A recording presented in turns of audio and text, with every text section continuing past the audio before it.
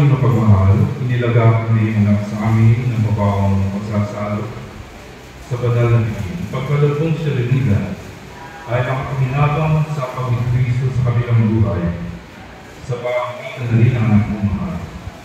Sama ng Espiritu Santo, magpasawala.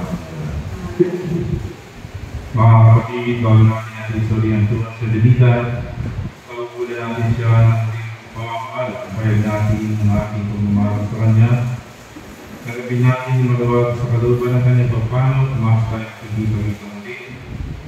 Sa piling ni Jesus, diniwala ng dusa, kalungkutan at kamatayan, hindi ang mamamayanin ng Diyos sa ligaya at buhay na walang hanggan.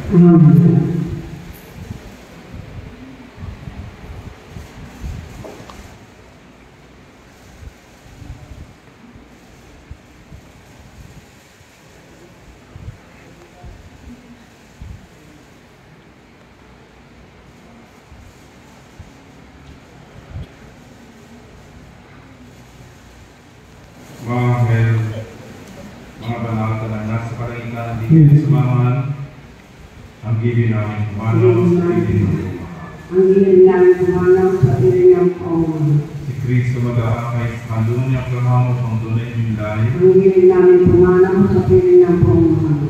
Sa ilong na walang hanggan sa kayapaan kailanman sa kamitin ng kapal. Ang gilid namin kumanaw sa piling ng pamamahal. Ama namin pagmahal, inihabilin namin sa iyo Trinidad, tumalag sa buhay na ito.